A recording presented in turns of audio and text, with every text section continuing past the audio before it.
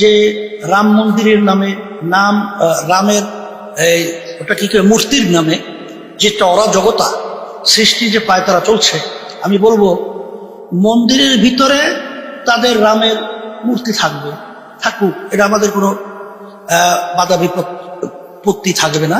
কিন্তু আপনারা যদি রাস্তার মধ্যে বিভিন্ন জায়গায় সেখানে এই ধরনের আচরণ করতে চান, এখানে কিন্তু সুন্দর পরিবেশকে অসুন্দর করা হবে।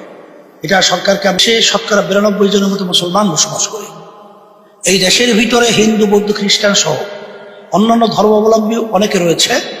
আমি বলবো বাংলাদেশের ইতিহাসে তারা কিন্তু মায়ের কোলে যেরকম সন্তান শিশু নিরাপদ থাকে, এইভাবে এই দেশের মধ্যে আছে।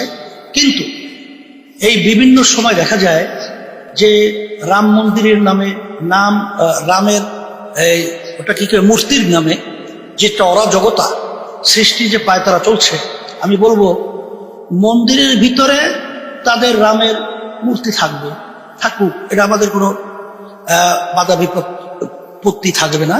কিন্তু আপনারা যদি রাস্তার মধ্যে বিভিন্ন জায়গায় সেখানে এই ধরনের আচরণ করতে চান, এখানে কিন্তু সুন্দর পরিবেশকে অসুন্দর করা হবে।